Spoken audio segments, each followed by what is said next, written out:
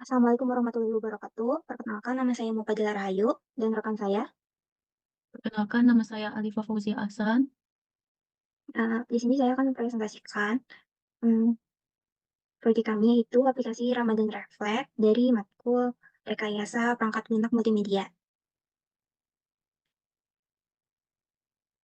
Secara umum, gambaran aplikasi kami adalah aplikasi edukatif interaktif yang dirancang khusus untuk anak-anak yang berusia 4 sampai 8 tahun. Aplikasi ini bertujuan untuk mengajarkan anak-anak, eee, dasar-dasar dari, eee dasar-dasar dari agama Islam itu sendiri, seperti doa-doa, tata cara sholat, tata cara wudhu yang mudah dipahami melalui berbagai fitur menarik, anak-anak dapat belajar tentang puasa, doa, tata cara sholat, dan tata cara wudhu.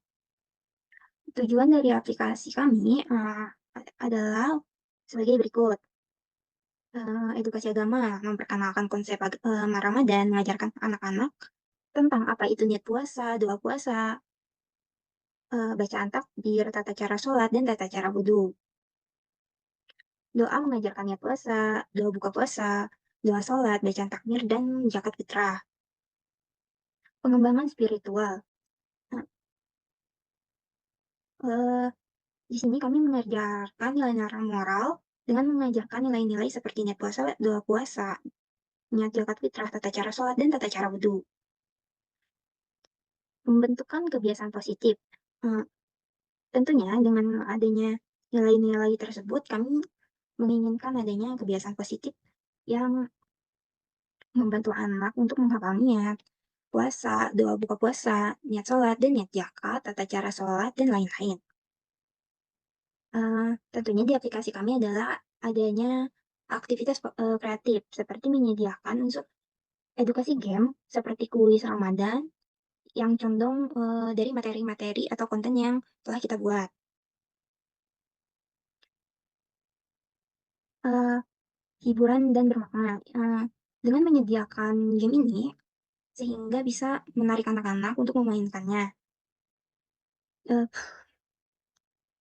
memainkannya dengan belajar,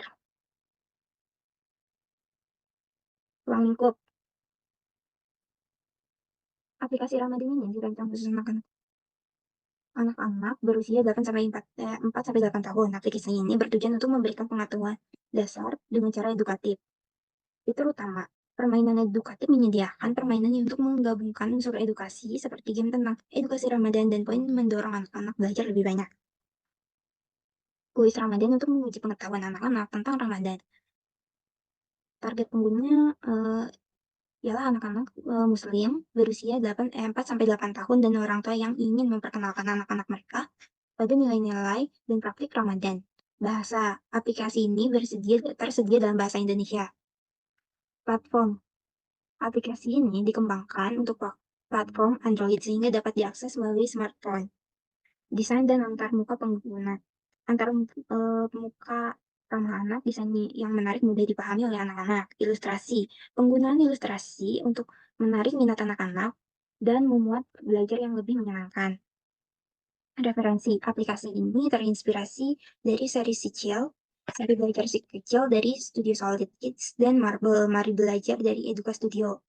Yang terlebih dahulu menginjakkan aplikasi pendidikan, kami berharap dengan adanya aplikasi seperti ini tidak adanya kesusahan dalam mencari akses materi edukatif secara gratis. Fitur, eee, berikut fitur aplikasi edukatif Ramadan. Permainan edukatif, berbagai permainan yang mengajarkan anak-anak tentang konsep Ramadan seperti niat puasa, doa puasa, niat sholat, bacaan takbir, tata cara sholat, dan tata cara wudhu. Poin untuk mendorong anak-anak belajar lebih banyak. Kuis dan pengetahuan. Kuis dengan pernyataan sederhana tentang Ramadan untuk menguji pengetahuan anak-anak. Sistem penilaian mendorong anak-anak belajar lebih banyak. Penggunaan produk. Penggunaan berdasarkan analisa kami tentang aplikasi edukatif, kami dapat diidentifikasikan registrasi untuk memasuki aplikasi dan untuk mengakses aplikasi kami. Setelah itu, kami dan user dapat menyukai materi melalui tombol hati yang telah kami sediakan. Akses materi dan kuis bisa langsung menekan button yang tersedia di home. Kami di sini membagi materi menjadi dua, yaitu doa dan niat yang kami satukan menjadi satu button, materi Ramadan, dan tata cara pelaksanaan sholat yang wudhu yang memiliki button tersendiri. Karakteristik panduan ibadah, anjuran amalan, informasi, anjuran yang diikuti selama sebulan Ramadan. Niat khusus bulan Ramadan. Kumpulan niat dasar dalam berpuasa, niat buka puasa, niat eh, puasa, niat salat, dan niat dan terjemahan salat terpadu dan salat rawih dan salat Idul Fitri.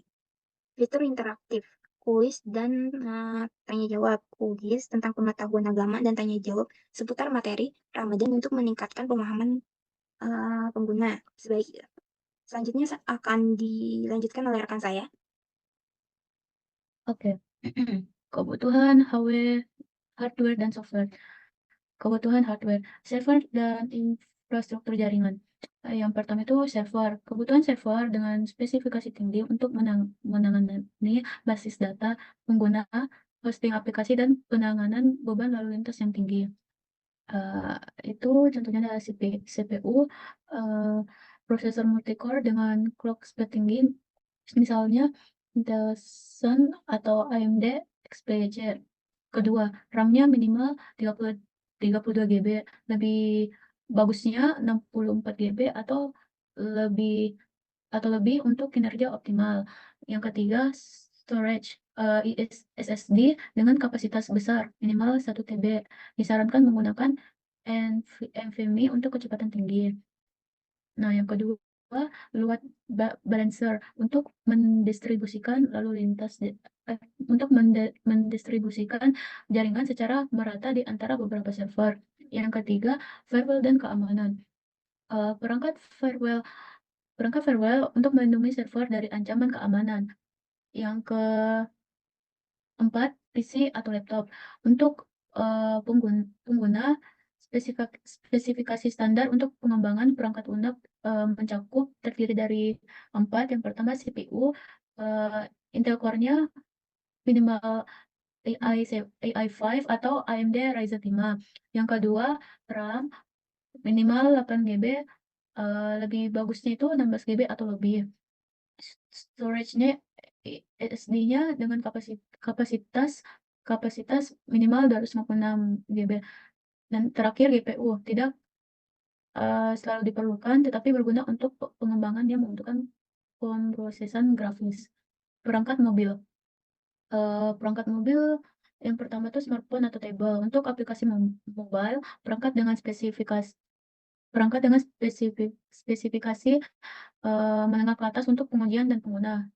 Eh, Contohnya tuh seperti iOS, iOS atau Android. Lanjut. Aduh, kamarku. Nah, terus yang kedua, kebutuhan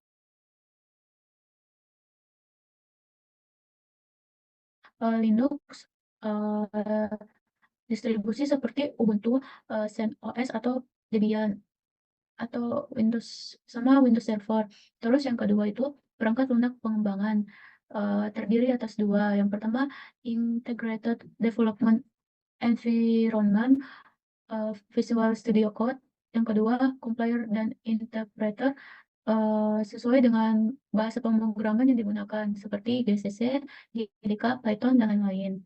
Yang ketiga tuh basis data, RTBMS, MySQL.